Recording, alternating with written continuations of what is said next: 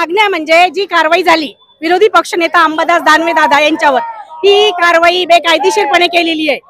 याच्या आधी पण खूप लोक निलंबित केले। सरकारला हे म्हणजे काय षडयंत्र आहे हे विरोधी पक्षनेत्याच्या विरोधात? तुम्हाला काय साध्य करायचंय विरोधी पक्षनेत्याला निलंबित करून?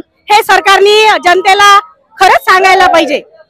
आणि हे निलंबन कोण्या पद्धतीने केलं, काय केलं, विरोधी पक्षनेत्यांनी काय केलं हे सरकारने सांगायला पाहिजे जनतेला। कारण हे निलंबन सरकार जनतेला सुद्धा आवडलेलं नाहीये।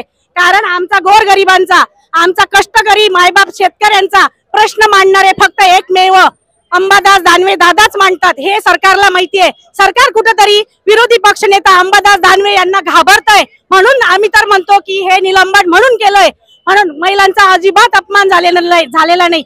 मी एक महिला भगिनी सगळ्या महिलांच्या वतीने बोलते की नाही झाला महिलांचा अपमान, कारण ते इतक्या वर्ष जिल्हा प्रमुख राहिलेले आहेत, विरोधी पक्ष नेता राहिलेले आहेत, त्यांनी महिलांना मान सन्मानच दिला। ठीक आहे, काही गोष्टी घडल्या असतील, रागाच्या भरात काही बोलले गेलं असेल, त्याची पण आमच्या उद्धव साहेबांनी दिलगिरी व्यक्त केली।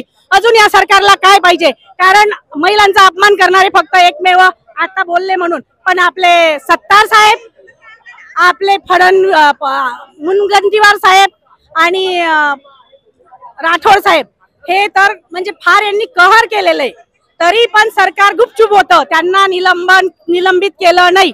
मग एकाला एक दुसऱ्याला एक असा कायदा हे सरकार जर करत असेल तर मग तुम्ही आम्ही गोरगरिबांचं सरकार आहो, आम्ही गोरगरिबांचं सरकार आहो, आणि गोरगरिबांचा आवाज जर तुम्ही बंद करता तर मग तुम्हाला कसं आम्ही म्हणायचं की तुम्ही गोरगरिबांचं सरकार आहात म्हणून?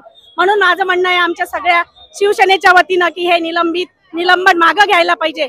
हे कायदेशीर निलंबन नाहीये, म्हणून मागं घ्या आणि आमचा आवाज दाबण्याचा प्रयत्न करू नये, एवढंच माझं सांगणं आहे। जय हिंद, जय महाराष्ट्र। जसं की आपण सगळ्या महाराष्ट्राने बघितलं, या राज्याचे विरोधी पक्ष नेते अंबादासजी दानवे साहेब यांच्यावर या सरकारने जाणून बुजून सूडबुद्धीची कारवाई केली, त्यांचं 5 दिवसाचं निलंबन केलं। त्याचा निषेध करण्यासाठी आज शिवसेना संभाजीनगरच्या शाखेच्या वतीनं आम्ही तर निषेध आंदोलन करतोय, आणि आम्ही आपल्या मार्फत या सरकारला सांगतोय की आपण अंबादास दादा दानवे यांच्यावर घेतलेलं जे 5 दिवसाची जी बंदी आहे ही आपण तात्काळ काढून घ्यावी, अन्यथा आज आम्ही तर शहरात आंदोलन करतोय।